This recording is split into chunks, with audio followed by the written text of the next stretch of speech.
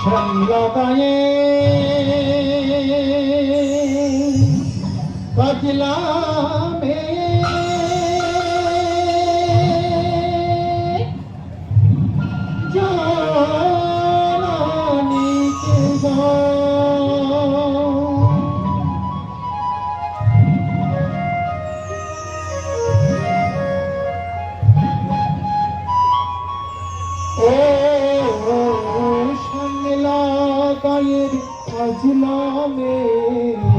নিশায়নে জল ভরিতে চলে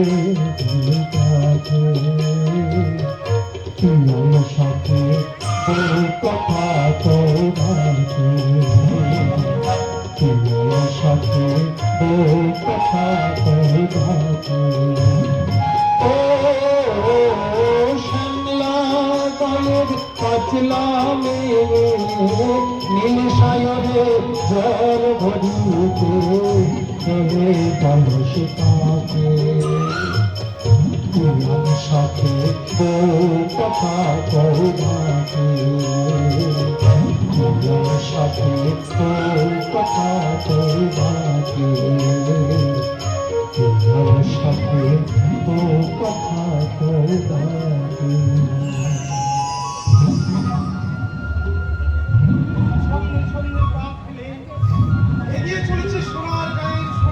চাপা তাকে জল ভরা মাটির কলসি কাজল কালো এলে ঝুলে যেন পদ্মদিঘির ঢেউ খেলা করছে। একটা শাড়ি কেমন পাশাপাশি বসে আছে, পাশাপাশি চোখে আকাশ নীরব জিজ্ঞাসা।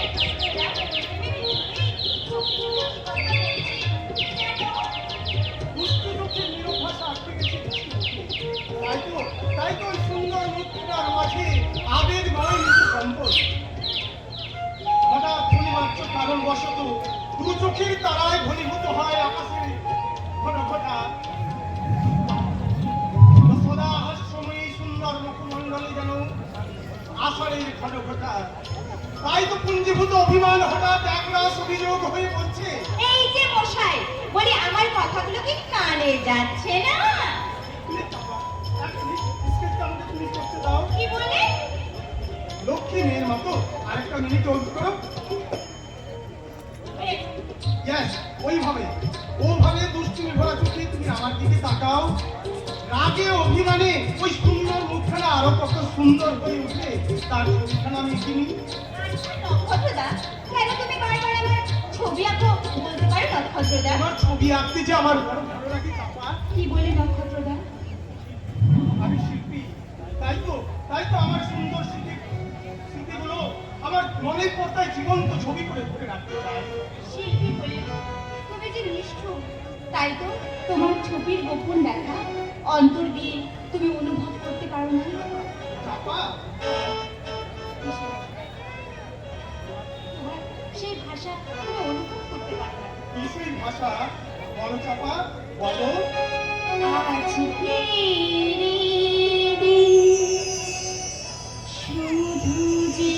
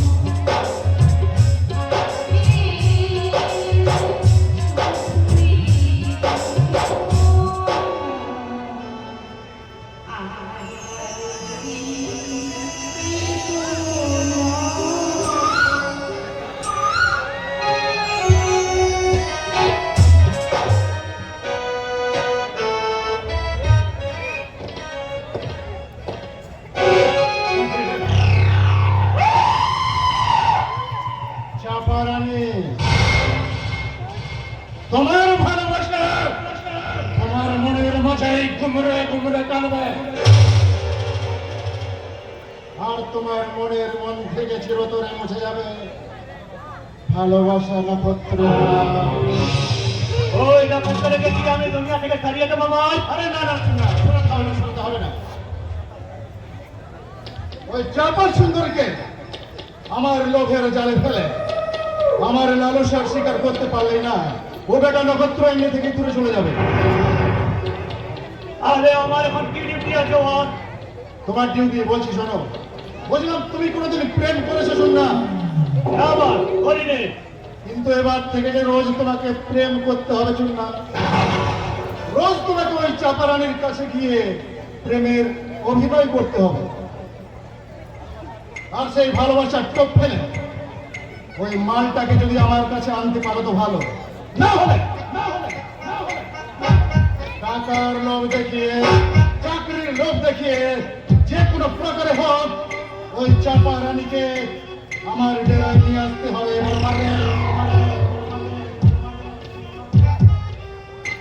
ওকে বল। ঠিক আছে এই নাও। আমার আরো 500 টাকা দাও। এই কুমার, আপনি ভাববেন না আমি যেমন করে হোক ওই সোনার গায়ের ওটা সুন্দরী চাপাকে এনে তুলে দেব আপনার এই তীর মহলে।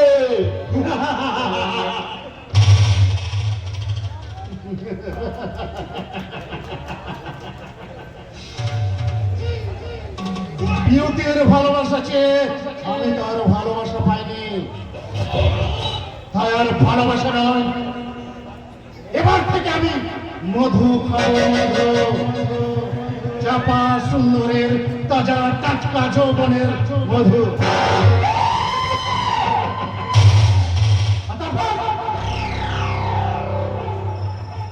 তারপর চাপা রানীকে আমার হোটেলের মডেল বানিয়ে বিলিয়ে দেব একাধিক ধন কুবেরদের মাঝে। তারা প্রেমের সুবাসে মাতাল হয়ে রাতের পর রাত মজ বানাবে মজ, আর আমার হাতে তুলে দেবে টাকা, গোছা গোছা টাকা।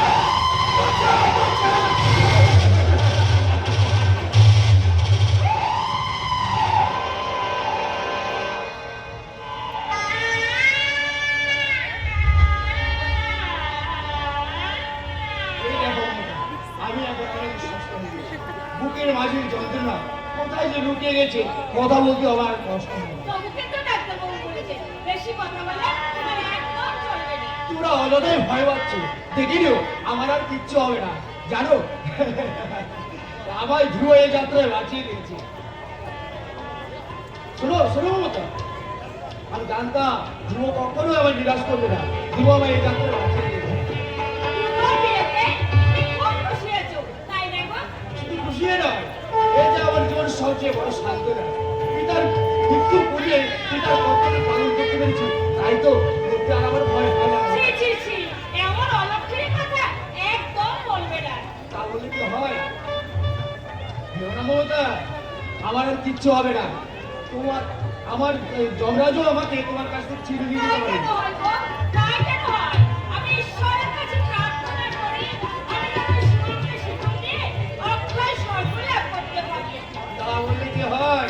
এই জীবন লগ্নে যে আগে প্রবেশ করেছে, জীবন লগ্নে যে আগে প্রবেশ করেছে, প্রস্তাবের পত্র তার জন্য তো আগে খোলা থাকে মমতা। ও ওসব কথা কোন থাকো, আজ যে দুর্বল চলো একটু বাড়িতে বিশ্রাম করে চলো।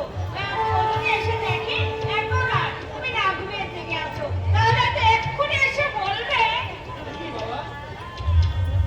আপনি এত রাত পর্যন্ত জেগে আছেন?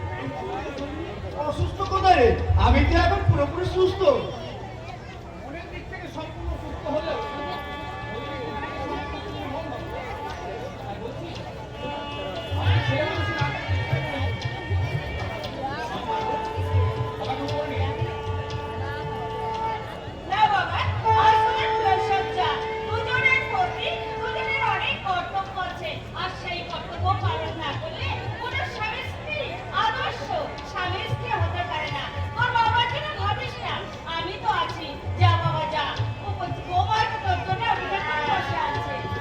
বেশ, তোর তাই হোক না। আমি তোমাদের আশীর্বাদ আমি চললাম আমার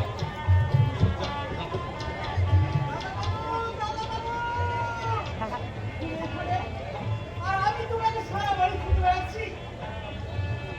কেন কেন রামুদা কি হয়েছে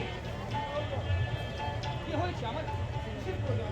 আজকে সবার চেয়ে তোমাকে বলবো না তো খুশি কথা বাবু। কেন আত্মীয় স্বজন বন্ধু বান্ধব সবাইকে তোমাকে খুঁজে বেড়াচ্ছি।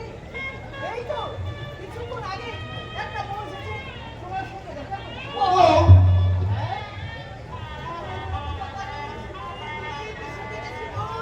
মাথায় ঘুমটা যেন সাক্ষাৎ লক্ষ্মী পরিবার। এত রাতে কে ধুলোর সঙ্গে দেখা করতে চায়? তাদের বউ কিছু জেনেছিস? কেমন করে জানবো গিরিমা? ওই সেই তো মেজো আর ছোট বড় কাজ তো। মেজো বলছিল, কি বলছো? অসম্ভব। আমি বলছি এত রাত্রে অজ্ঞাত মহিলার সঙ্গে দাদা দেখা হবে না। আহ মাথা গরম করছিস কেন? মেয়েটি কে আর কোথা থেকে বা এসেছে? আমি তা কেমন করে জানবো? জিজ্ঞাসা করলে বলছে আপনার দাদাকে একবার ডেকে দিন, তার সঙ্গে আমার খুব জরুরি দরকার আছে। আমার সঙ্গে জরুরি দরকার। হ্যাঁ দাদা, আমি তাকে স্পষ্টভাবে জানিয়ে দিয়েছি আজ রাত্রে দাদার সঙ্গে কোনো রকমে দেখা হবে না। কেন দেখা হবে না? নক্ষত্র, আমি তো তাকে বাড়ির ভিতরে নিয়ে এসেছি। নক্ষত্র।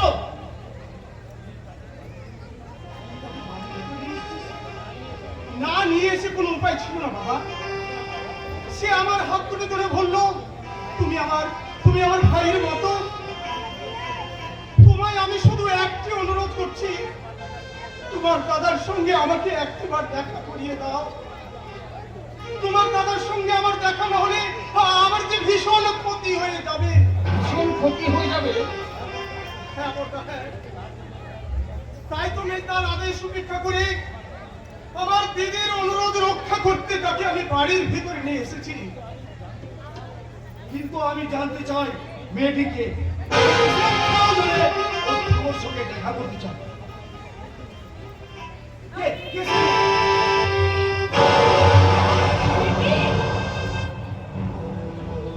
ঈশ্বর, হে তুমি আমায় কি দেখালে?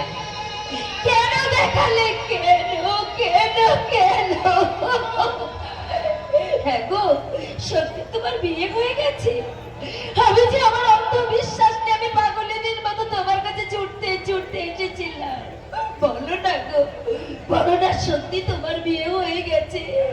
হ্যাঁ হয়ে গেছে, এবং আজই তার ভুল হয়েছে। কোনো সজ্জা? কেন এসেছো বকুল? কেন তুই আমার কাছে আমি আমি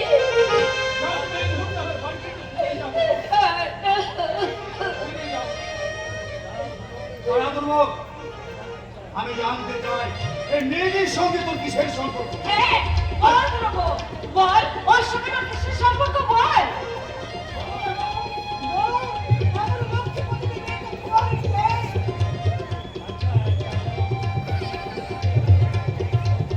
আচ্ছা, একটা অজানা অপরিচিত মেয়ের সম্পর্কে তোমার এই কৌতূহলের কারণ কি জানতে পারি? কারণ নিশ্চয়ই একটা আছে। না না হলে এত রাত্রে উনি বা দাদার সঙ্গে দেখা করতে আসবেন কেন?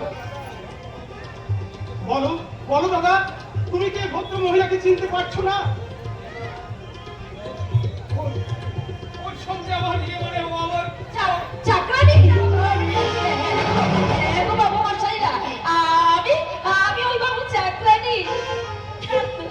হ্যাঁ, ওই বাবু যখন আমাদের ঘর ছিলেন তখন আমি ওই বাবুর সমস্ত কাজ কর্ম করে দিতাম।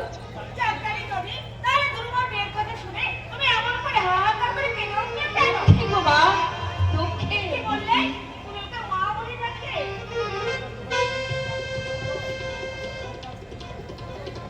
তোমার কি সেটা দাদার কাছে শুনে বলো। ওই বাবু আমাকে বলেছিলেন, বকুল আমার সাথে বিয়ে হবে তুমি নিজে দাঁড়িয়ে থেকে শাক বাজাবে, উলুধ্বনি করবে, কিন্তু আজ আমার অজান্তে বাবুর বিয়ে হয়ে যাওয়ায় আমি যে আমি যে খুব দুঃখ পেয়েছি বাবু, আমি খুব কষ্ট পেয়েছি। আরে বেচারা,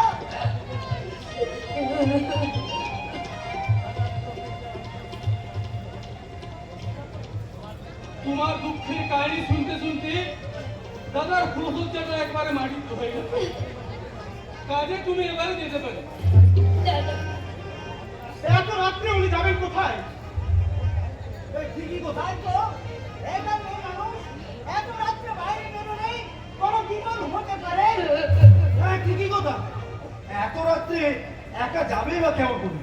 তার চেয়ে আজ রাতটা এখানে থেকে কাল সকালে না হয়। দোহাই আপনাদের, আপনাদের দুটি পায়ে ধরে বলছি, আমায় চলে যেতে বলবেন না বাবু। আমি যে অনেক আশা নিয়ে আপনাদের কাছে ছুটতে এসেছি বাবু, আমি ছুটতে এসেছি। হ্যাঁ বাবু, হ্যাঁ, ওখানে যেমন আমি আপনার চাকরানি হয়েছিলাম, এখানে তেমনি আজীবন আমি আপনার চাকরানি হয়ে থাকতে চাই বাবু। তুমি বিবাহিতা, তোমার স্বামীর সংসার কেউ নেই মা, কেউ নেই। আজ আমি শুধু একা। তাই আপনাদের কাছে হাত জোড় করে আমি আপনাদের কাছে বলছি, আপনাদের পায়ে ধরে বলছি, আমায় চলে যেতে বলবেন না, আমাকে তাড়িয়ে দেবেন না। আপনারা যা দেবেন আমি তাই খাবো, যা বলবেন আমি তাই করবো। শুধু দোহাই আপনাদের, দয়া করে আপনারা আমার একটা আশ্রয় ভিক্ষা দিন মা, আমার আশ্রয় ভিক্ষা। অসম্ভব! দুজনের চাকরানির মতো রাখা বিলাসিতা আমাদের ন্যায়। না বাবু, আমাকে এর জন্য 1 টাকাও দিতে হবে না বাবু, 1 টাকাও মাইনে দিতে হবে না কিন্তু পেটে তো কিছু দিতে হবে বাবু। আমার মনে হয় ওর মনে কোনো অসৎ উদ্দেশ্য আছে। সেই উদ্দেশ্য পূরণ করার জন্য এইভাবে বিনে মাইনে চাকরানি সেজে এই বাড়িতে থাকতে চাইছে। না চিনে বুঝে একজন ভদ্র মহিলার সম্বন্ধে কটু মন্তব্য করা কিন্তু ঠিক নয়। নক্ষত্র করা সুপথ। আমি শুনতে পাচ্ছি না। বকুল, আমি তোমাকে হাত জোর করে অনুরোধ করছি, বকুল তুমি এখান থেকে চলে যাও। আর কোনোদিন কোনো আশা নিয়ে এবার তুমি এসো না বকুল। তোমার আমার অতীতের সম্পর্ক সব শেষ হয়ে গেছে। তুমি যাও, এই মুহূর্তে তুমি এবার চলে যাও। না, চলে যেতে হবে না, আজ থেকে ও এ বাড়িতে থাকবে। কিন্তু বাবা, কোনো কিন্তু নয়, ওর খাওয়ার জন্য যা খরচ হবে তা তোর বাড়ি থেকে কাটা যাবে না। আর ওর উদ্দেশ্য সৎ কি অসৎ তার বিচার করবো আমি। এই যে ভদ্রমহিলাগণ, বলি দয়া করে আপনাদের এই বিচার সময়টা ভঙ্গ করবেন কি? হ্যাঁ আমি। আপনারা এই গাইয়া চাকরানিকে নিয়ে তখন থেকে যা বাড়াবাড়ি করছিলেন, তাতে মনে হচ্ছে আপনাদের ছেলে পেয়েছে ওই চাকরানিকে পাওয়ার আনন্দটা বেশি বড় হয়ে দাঁড়িয়েছে। একটু আস্তে কথা বলো, বাড়িতে সব লোকজন সব রয়েছেন, সব শুনতে পাবেন। ভয় পাবে তাতে আমার কি? তুমি কি ভুলে গেছো যে আজ আমাদের ফুলসজ্জা? তোমার জন্য কি সারা রাতে ফুলসজ্জার ঘরে আমাকে অপেক্ষা করে থাকতে হবে? বৌমা, তুমি তোমার ঘরে যাও, ধ্রুবা একটু পরে তোমার ঘরে যাচ্ছে। না, ধ্রুবা এক্ষুনি আমার সঙ্গে যাবে। স্বামীর নাম মুখ নামলে কেন? স্বামীর নাম মুখে আনলে কি মুখে ফসকা পড়ে যাবে? ফসকা হয়তো পড়ে যাবো মা, কিন্তু স্বামীর নাম ধরে ডাকলে স্বামীকে যে অসম্মান করা হয়। তাছাড়া তুমি কি জানো না বৌমা, যে মেয়েদের কাছে স্বামী হলো দেবতা? স্বামীকে দেবতা বলে ভাববে এই সমস্ত মূর্খ গাইয়া মেয়ে দল। আমার মতো উচ্চ শিক্ষিতা শহরের মেয়েদের কাছে স্বামী হচ্ছে বোঝে। চমৎকার চমৎকার বৌমা, তোমাদের এই শিক্ষার সিলেবাসের সঙ্গে সঙ্গে বোধহয় তোমাদের চরিত্রের সিলেবাসটাও পাল্টে গেছে। তাই তো তোমাদের মতো উচ্চ শিক্ষিতার উচ্চ শিক্ষার বিচারে স্বামী হয়ে বন্ধু, আর বৃদ্ধ শ্বশুর শাশুড়ি হয় চাকর আর চাকর। জানিস তো, আমি মৃত্যু সজ্জায় শুয়ে বড় স্বপ্ন দেখতে হবে আমার ধ্রুবর বিয়ে দিয়ে আমি মানের মতো একটা বৌমা আনবো। কিন্তু আমার কথা রাখতে তুই বিয়ে করলি, যাকে নিয়ে আলি সে সে বোমা নয়, সে হচ্ছে একটা অ্যাটম বোমা। কি? আমাকে আমাকে এত বড় অপমান! অপমান কখনো স্বেচ্ছায় পাওয়া যায় না বৌমা, সেটা নিজেকেই আদায় করে নিতে হয় বৌমা। আর সেখানে এরপর থেকে সম্মান দেওয়ার বা নেওয়ার ব্যাপারে তুমি যথেষ্ট সচেতন থাকবে। এই যে বলে আমাকে এভাবে অপমান করার মানেটা কি? সব কিছু অনর্থের মূল এই চাকরানিটা। আমি তোমায় এখনো বলছি দাদা, আজ এখন এই চাকরানিকে বাড়ি থেকে তাড়াও, নইলে কিন্তু এই সংসারে অনেক অশান্তির ঝড় উঠবে, অনেক অশান্তির ঝড় উঠবে।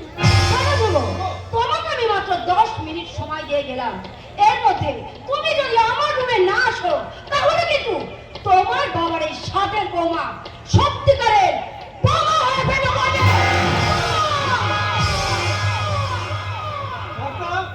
পর্দা, তুমি কি শুধু চুপ করে থাকবে, কোনো কথাই কি বলবে না? কথা বলার ভাষাকে আজ আমার হারিয়ে গেছিল, কর্তব্যের কালে রুদ্ধ হয়ে গেছে আমার বাক শক্তি। তাই কি আজ আমার বোমা ফোন রাখছি না পাওয়ার বেদনায় ডুকরে ডুকরে শুরু পাচ্ছি। বাবু, তুমি যাও বাবু, তুমি তোমার পুরো সঞ্চার ঘরে যাও। তুমি ওই কথা বলছো বকুল? আমিও বলছি দাদা বাবু, তুমি তোমার প্রশ্ন চালু করে যাও। বউ জীবন হয়তো আরো বেশি কাজে যাবে, আমার হয়তো তোমার বাবা মায়ের তুমি তোমার এই পুরো সংসার করে দাও। তুমি তোমার এই পুরো সংসার অসম্ভব, অসম্ভব। যার সঙ্গে আমার মনের কোনো মিল নেই, যার চরিত্রের সঙ্গে আমার চরিত্র সম্পূর্ণ বেমানান, তাকে স্ত্রী বলে স্বীকৃতি দিলেও স্ত্রীর মর্যাদা দেওয়া আমার পক্ষে কোনো মতো সম্ভব নয়। কোনো ঠিক বলেছো বড়দা, ঠিক বলেছো। তোমার জীবনের এই মহা সমস্যার কথা আর কেউ না জানলেও আমি তো জানি। তাই সব জেনে বুঝি আমি তোমাকে বলে যাচ্ছি বড়দা, তুমি তুমি সিদ্ধান্ত নাও কাকে তুমি আপন করে নেবে, অগ্নি শক্তির স্ত্রীকে না ভালোবাসার সিঁদুরকে। ওরে নক্ষত্র, আমি তোদের কেমন করে বোঝাই যে ওই অগ্নি সাক্ষী স্ত্রী থেকে আমার চেয়ে ভালোবাসার সিঁদুরের মূল্য অনেক বেশি। নক্ষত্র, তুমি চুপ করো।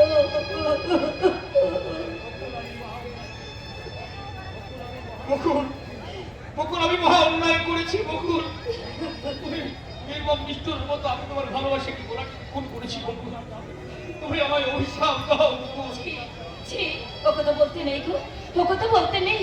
তুমি যাও, তোমার স্ত্রী যে তোমার জন্য অনেকক্ষণ ধরে অপেক্ষা করে আছে। আজ যে তোমার ফুল সজ্জা। বকুল, বকুল,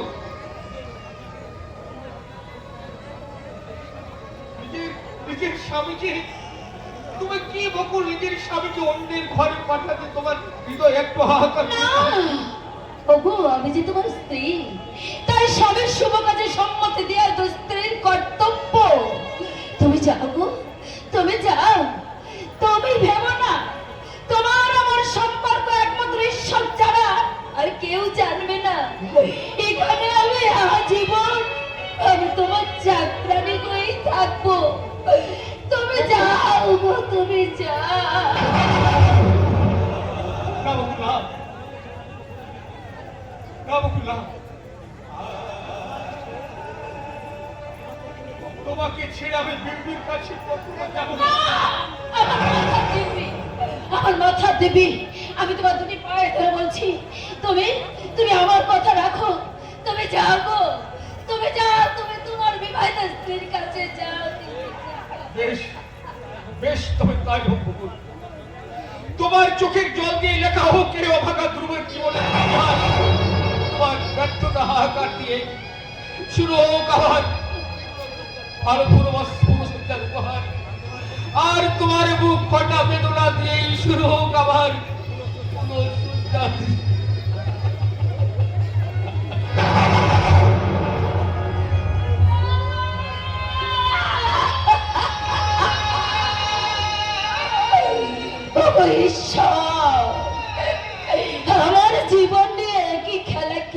ঠাকুর। দুঃখই যদি দেবে তাহলে কেন দেখিয়েছিলে মিথ্যে সুখের হাতছানি? কেন কেন কেন কেন? কি কি আমার আমার চোখে জল? আমি আমি কাঁদছি? না না না না না, আমি কাঁদবো না, আমি কাঁদবো না, কারণ এটা যে আমার শ্বশুরের ভিটে, বিবাহিত জীবনে এই নারীদের জীবনের একমাত্র স্বর্গ। তাই সেই স্বর্গে দাঁড়িয়ে চোখের জল ফেললে এই সংসারেরই তো অমঙ্গল হবে। কারণ আর কেউ না জানলেও একমাত্র ঈশ্বর তো জানে যে এই সংসারের সঙ্গে আমার কিসের সম্পর্ক। তাই যাবে দেবতা, আমার জীবনে যত দুঃখ দেবে দাও সব আমি সহ্য করবো। আর আমি কিচ্ছু চাই না ঠাকুর, আর আমি তোমার কাছে কিচ্ছু চাই না, কিচ্ছু না, কিচ্ছু না, কিচ্ছু না।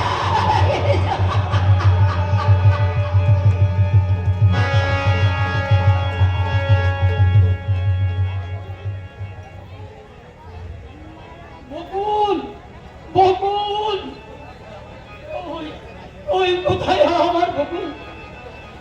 আমি যে ভেতর থেকে স্পষ্ট তার কণ্ঠের বাবার ডাক শুনতে পেলাম, তবে কি আমায় আসতে দেখি পাছে কোথাও লুকিয়ে আছে।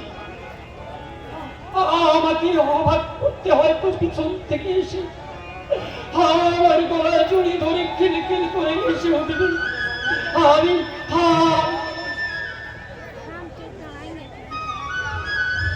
এখান থেকে আমি চুপ করে বসে থাকি। এই বকুল এসে আমার গলা জড়ি ধরে বলবে, একা একা বসে কি ভাবছো বাবা? বকুল, বকুল,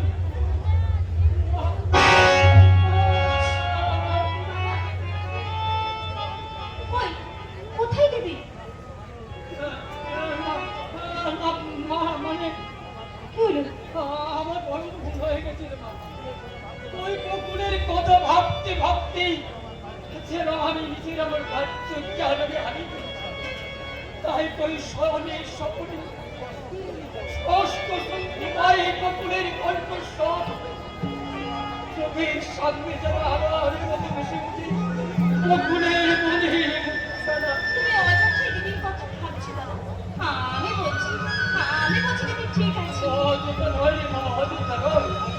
আমার 7 দিন হয়ে গেল বকুলের কোনো সংবাদ আমি পেলাম না। বাবা মেয়েটা যে কেমন আছে, কোথায় আছে, তা একমাত্র ঈশ্বরই জানে, আমি বলছি ঈশ্বরই জানে। দিদি ভালো আছে। ও শ্বশুর বাড়ির লোকেরা নিশ্চয়ই ওকে মেনে নিয়েছে, না হলে দিদি কবেই ফিরে আসতো বলো? আরে তুই বলছিস মা, আমার বকুলও ভালো আছে। ওরা সবাই যথাযোগ্য মর্যাদাতে ওকে মেনে নিয়েছে। হ্যাঁ বাবা মেনে নিয়েছে, নিশ্চয়ই নিয়েছে। ওর মতো আদর্শবান সন্তানের বাবা মা কখনো বড় হতে পারে না। আমার কি মনে হয় জানিস না, ওই নিন্দুকে হয়তো মিথ্যে অপবাদ দিয়ে তোমার নামে ঢুকিয়েছে। ওই নিমাই এলে ওকে বেশ করে বকে দিচ্ছে। আচ্ছা বাবা নিমাইদের কি বলতো? সে যা শুনেছে তাই তো বলেছে। হ্যাঁ ঠিকই তো, ঠিকই তো, সে যাহা শুনেছে তাই তো বলেছে। হ্যাঁ না ওর কোনো দোষ নেই। আমি বাবা এক কাজ করি, আমি একবার আগে আমি বকুলকে আমার আমি দেখে আসি। আজই যাবে? আরে মা হ্যাঁ, কতদিন যে মেয়েটাকে আমি দেখিনি, মনটা কি বড় খারাপ। তাছাড়া বিয়ের পর নতুন মেয়ে জামাইকে দেখা করে আসতে হবে। আমি বরং এখনই কি হলো বাবা? ওই শ্বশুর বাড়ি যাবার সময় বকুলকে আমি কোনো কিছুই দিতে পারিনি। আর ওর জন্য যদি আমি একখানা শাড়ি আর ওর জন্য একখানা চোস্তা পাঞ্জাবি নিয়ে যেতে না পারি, আমি যে ভীষণ ছোট্ট হয়ে যাবো রে মা। অথচ আমার কাছে একটা পয়সা নেই রে মা। দিয়ে আমি এক কাজ করলে হয় না বাবা, মায়ের যে বালা দুটো আছে সেগুলো বিক্রি করেই না তুই হারিসা পান্ডা অভাবের তারণায় তোর মায়ের সমস্ত গয়নাগুলো তো আমি বিক্রি করে দিয়েছি। তার এই শেষ স্মৃতির চিহ্নটুকু আমি বেঁচে দিতে পারবো না রে বাবা। আচ্ছা বাবা, এখন থেকে না পারলেও বাড়ি যাওয়ার সময় তুমি দিদি আর জামাইবাবুকে নতুন জামা কাপড় পরিয়ে পাঠাবে। আরে হাতে দুদিন সময় পেলে ঠিক টাকা জোগাড় করতে পারবে। হ্যাঁ তুই ঠিক বলেছিস মা, তুই ঠিকই বলছিস। দুটো দিন হাতে পেলে আমি ঠিকই টাকা জোগাড় করে যাবো। আমি তাহলে বেরোচ্ছি রে মা। সম্ভব হলে কালে ওদের আমি সঙ্গে করে নিয়ে আসবো। আর শোন শোন, ওই নিমায়ের হাতে না আমি বাজার করে পাঠিয়ে দেবো। তুই কাল সকালে স্নান করে না রান্না করে রাখিস, কেমন? আসছি রে মা, আমি তবে আসছি। কি মজা, কাল আমার দিদি আসবে আর সঙ্গে অনেকদিন পর ধ্রুবদার সঙ্গে আমার দেখা হবে। না না, এখন আমার ধ্রুবদা নয়, এখন রীতিগত সে হচ্ছে আমার জামাইবাবু। তাই জামাইবাবু এলে আমি তাকে বলবো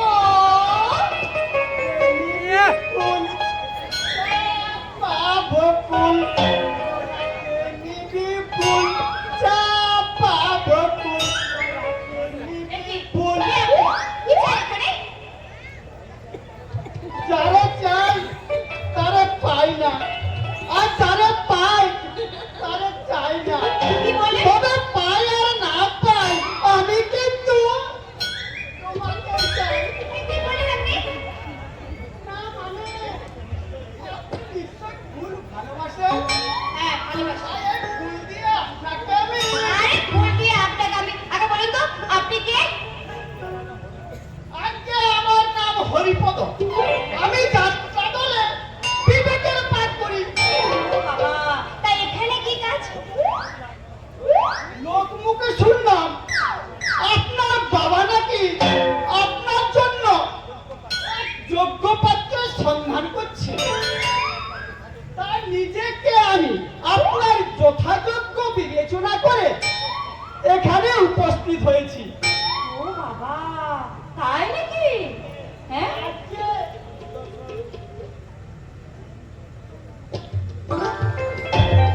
আমি সুদর্শন, সুস্বাস্থ্যবান, আমার মধ্যে অসংখ্য গুণের ছড়াছড়ি।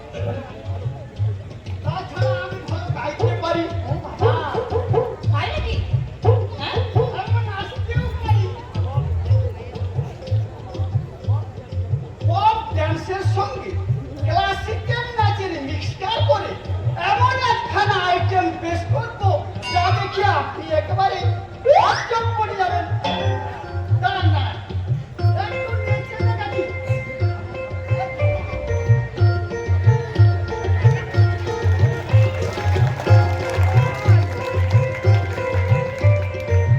এই খাবার বলছে আপনার নাচ না আমার পরে দেখলেও চলবে, বুঝেছেন? বেশ, দাঁড়ালাম। তাহলে একটা ক্লাসিক্যাল মানে উচ্চাঙ্গ সঙ্গীতের গান। আর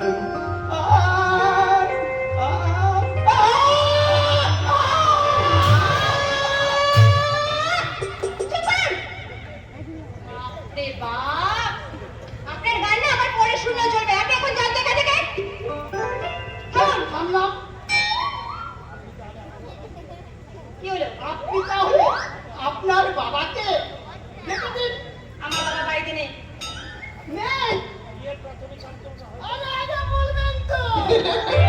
কি বললেন? মানে বিয়ের প্রাথমিক আলোচনাটা হয়ে যাক। বিয়ের প্রাথমিক আলোচনা? হ্যাঁ, আমার বিয়ের আমি এই ঘটক। যোগাযোগ থেকে একেবারে ছাদনাতলা অবধি আমি নিজেই সামলে নেব।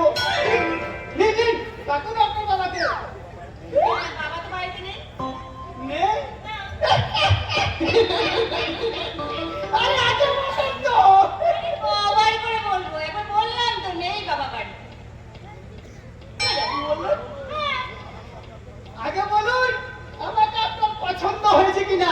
আপনাকে আবার পছন্দ হবে না, আপনি হলেন সুদর্শন, সুস্বাস্থ্যবান।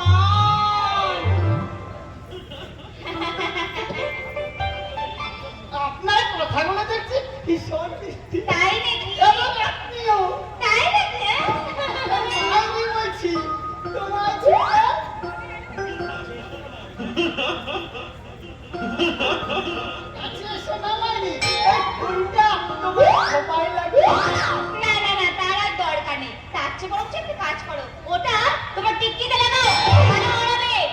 ভালো, তাই ভালো, তাই ভালো। হ্যাঁ, এবার ভালোই ভালো এখান থেকে কেটে পড়ো। যাও, যাও বলছি এখান থেকে। এখনই না, একটুকু তারপরেই আমাকে চলে যেতে বলছেন। মানে এমনিতেই আপনার যা মিষ্টি কথাবার্তা, এরপর আবার মিষ্টি মানে মিষ্টি মুখ করাবে না, মিষ্টি কথার ফুল ঝুড়ি বেরোবে। যান যান বলছি, এখন এখান থেকে চলে যান। বেশ, তাহলে আসি। শুরু করুন তোমার বাবাকে আমাদের মতামতের ব্যাপারটা জানিয়ে দিয়ে কেমন? এবার যেদিন আসবো সেদিনই কিন্তু একেবারে টপর মাথায় দিয়ে আসবো।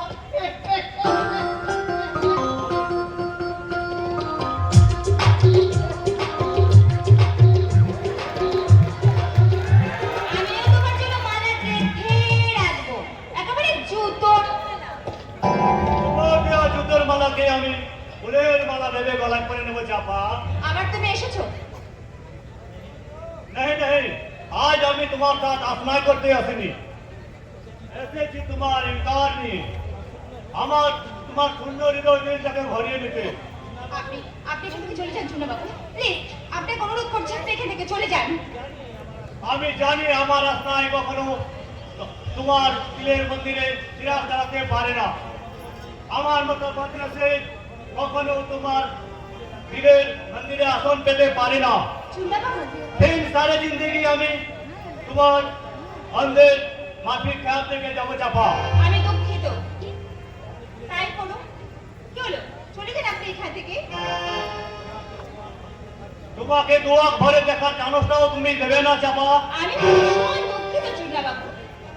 বেশ, তোমার দুঃখের কারণ হয়ে ফির কবি আমি তোমার সামনে আসবো না, ঠিক আছে, সিরিফ দূর থেকে তোমাকে দোয়াক ভরে দেখবো। তাই করো। আর একটা বাদ চাপা, তোমার সুখের দিনে হয়তো আমাকে তোমার ইয়াদ হবে না তা আমি জানি, লেকিন দুঃখের দিনে যদি কখনো আমার কথা ইয়াদ হয়, তুমি আমার সঙ্গে जिंदगी भर তোমার অপেক্ষায় বাঁচতে রহো। চুনা বাবু, হ্যাঁ,